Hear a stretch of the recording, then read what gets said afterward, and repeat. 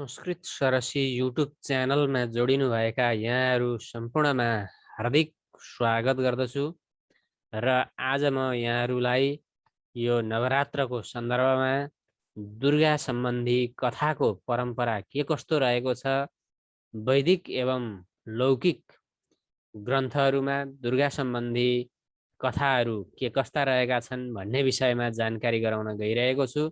कृपया यो भिडियो सुरुदेखि अन्तिमसम्म हेरेर साथ दिनुहोला।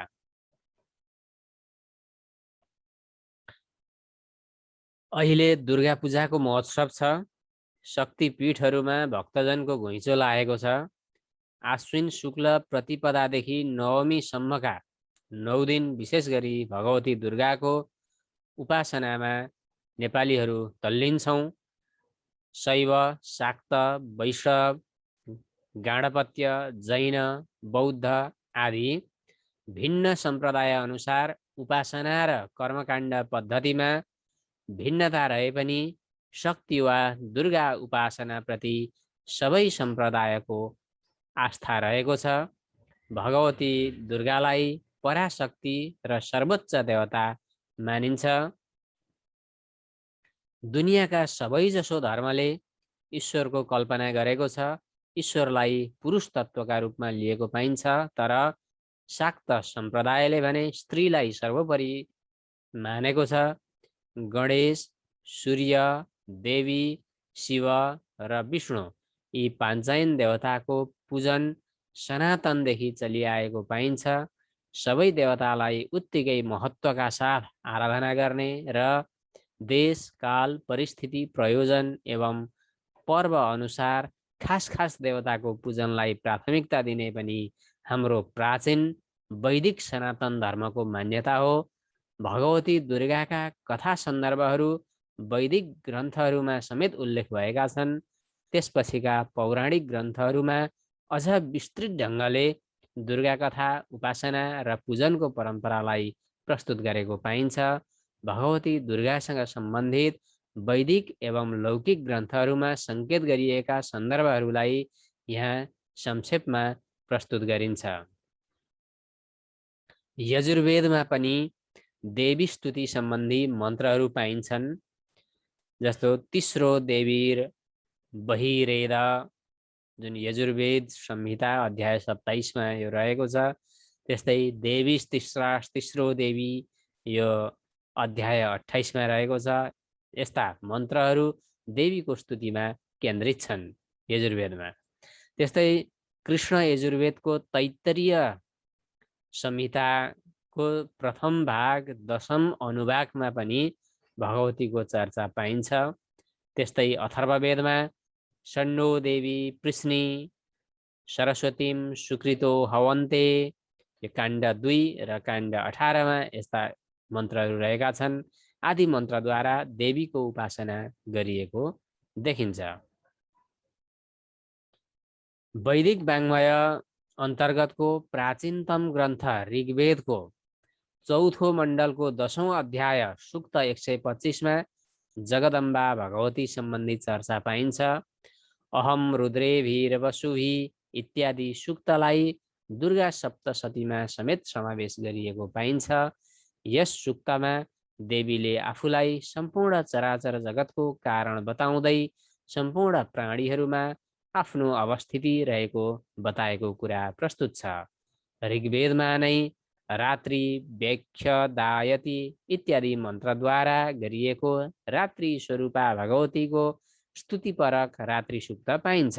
ऋग्वेद संहिता पृष्ठ 111 देखि 773 मा उल्लेख छ। त्यस्तै महालक्ष्मीसँग सम्बन्धित श्री सूक्त पनि ऋग्वेदमा नै पाइन्छ। ऋग्वेदीय ब्रह्मकर्म समुच्चय नामक ग्रन्थमा देवीका स्तुतिपरक अनेक मन्त्रहरू पाइन्छन्। मुण्डकोपनिषदमा अग्निका 7 जिह्वाका नाम अन्तर्गत काली, कराली, मनोजवा, सुलोहिता, सुधुम्रवर्णा, स्फुलिङ्गिनी र विश्वरुचि देवीको उल्लेख पाइन्छ। ईशादी 9 उपनिषद ग्रन्थको पृष्ठ 222 मा बताइएको छ। यसैगरी श्वेता श्वेतरोपनिषदमा भगवतीलाई प्रकृतिको रूपमा चित्रण गरिएको देखिन्छ, पृष्ठ 476 मा। त्यस्तै देव्युपनिषदमा ब्रह्मा आदि देवताहरूद्वारा गरिएको देवीको स्तुतिमा उनलाई आनन्द अनानन्द रूपा, विद्या अविद्या रूपा, ब्रह्म अब्रह्म रूपा, पञ्चीकृत अपञ्चीकृत रूपा, अजा अनजा रूपा गरी फरक फरक स्वरूप स्वीकारिएको पाइन्छ। यसैगरी बहवृचोपनिषदमा भगवती दुर्गालाई सम्पूर्ण प्राणीहरूको उत्पत्तिको कारक मान्दै पराशक्ति ठानिएको छ।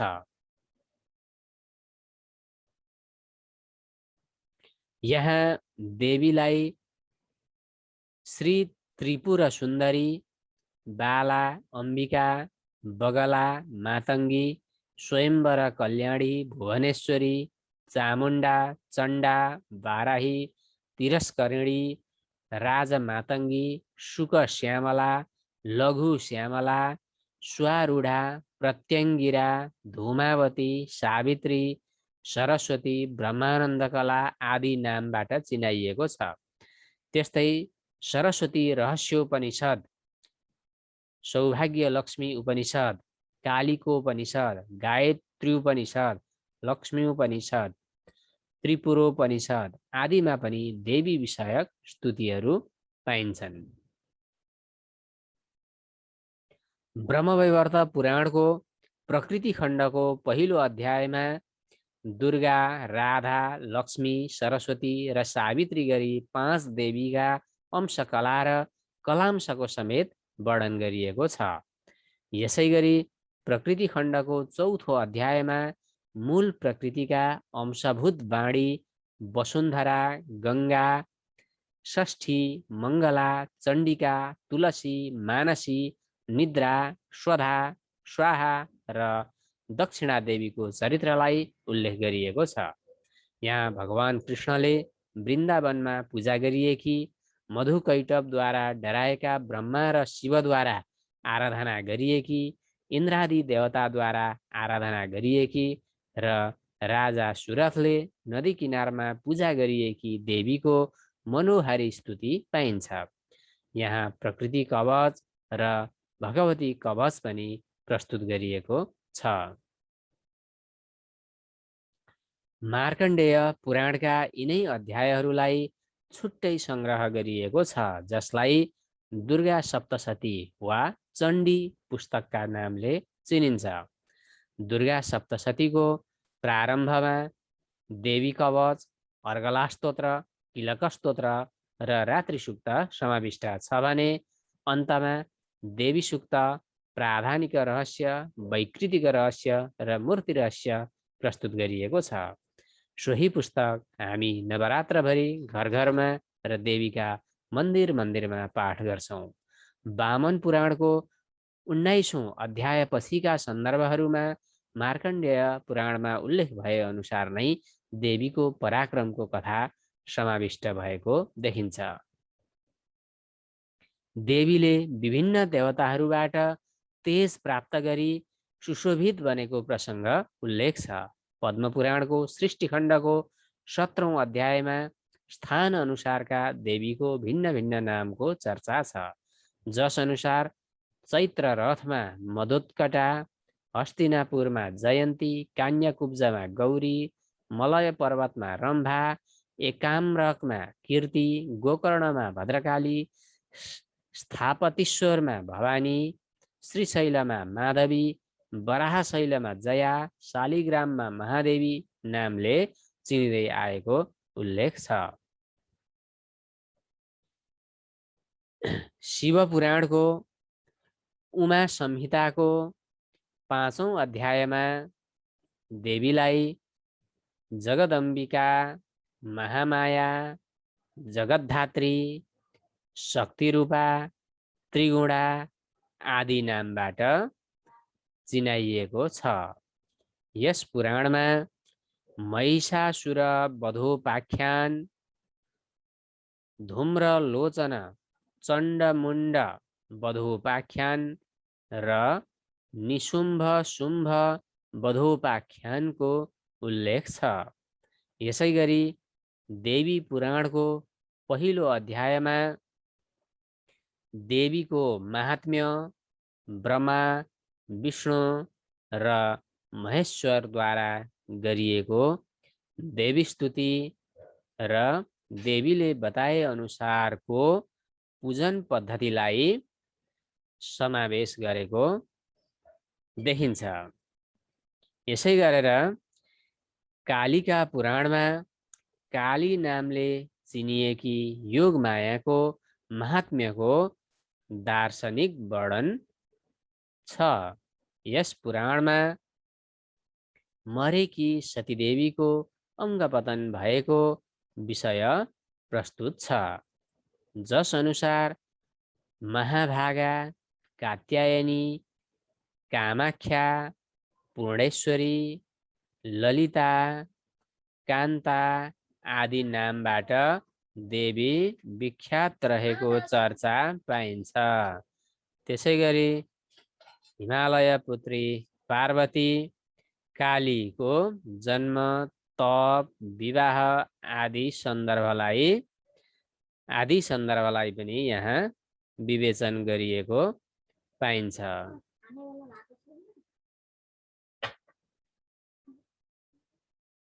रुद्रायामल तन्त्र अन्तर्गतको देवी रहस्य ग्रन्थमा बाला, पञ्चदशाक्षरी, षोडशी, त्रिपुरा, विद्याराज्ञी, भद्रकाली, मातङ्गी, भुवनेश्वरी, उग्रतारा, छिन्नमस्ता, सुमुखी, सरस्वती, अन्नपूर्णा, महालक्ष्मी, सारिका, शारदा, इन्द्राक्षी, बगलामुखी, महातुरी, महाराज्ञी, ज्वालामुखी, भिडा, कालरात्रि, भवानी, वज्रयोगिनी, धूम्र बाराही, सिद्धलक्ष्मी, कुलबागेश्वरी, पद्मावती, कुब्जिका, गौरी, खेचरी, नील सरस्वती र पराशक्ति देवीको चर्चा प्रस्तुत छ। यही शैलपुत्री, ब्रह्मचारिणी, चन्द्रघण्टा, कुष्माण्डा, स्कन्दमाता, कात्यायनी, कालरात्रि, महागौरी र सिद्धिदात्री नवदुर्गाको पूजन पद्धति प्रकाशित गरिएको छ। यहाँ दुर्गाको ध्यान विधि, कवच, दुर्गा सहस्रनाम, दुर्गा मूल मन्त्र स्तोत्र, दुर्गा रहस्य प्रस्ताव, दुर्गा मन्त्र साधन रहस्य, दुर्गा मन्त्र सम्पुटीकरण आदि विषय विस्तारपूर्वक वर्णन गरिएको देखिन्छ।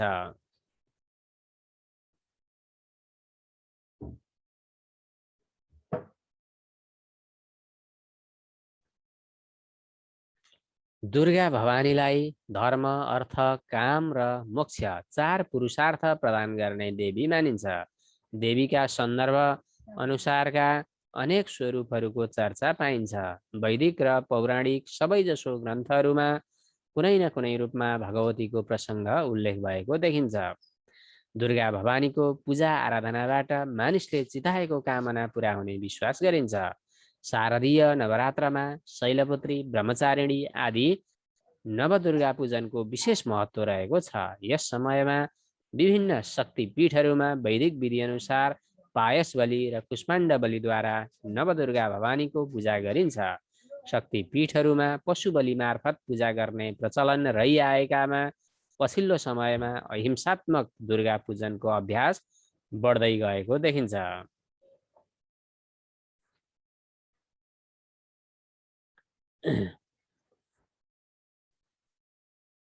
मानिसमा रहेका खराब तत्त्वहरू काम, क्रोध, लोभ, मोह, मद, मत्सर, अहंकार, आलस्य, हिंसा, चोरी आदिलाई चाहिँ बलि दिनुपर्ने वा त्याग गर्नुपर्ने विचार विस्तारित हुँदै आएको छ।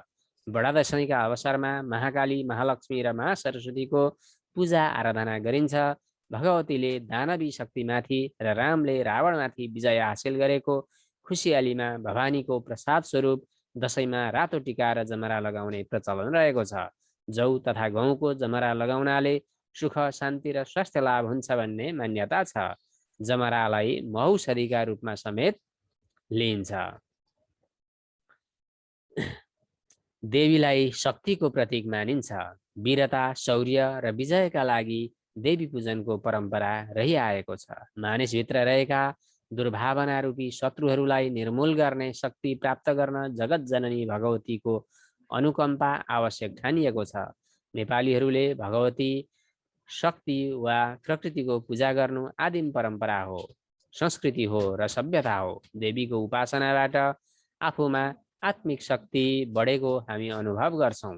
नवरात्रमा गरिएको पूजा अर्चनाबाट जगदम्बिका भगवती नवदुर्गा प्रसन्न रहन् र सम्पूर्ण नेपालीहरूमा सुविचारको शक्ति सञ्चार गरून्, यही शुभकामना छ। हस्, जय दुर्गे। विजयादशमीको मङ्गलमय शुभकामना। हस्, नमस्कार, धन्यवाद।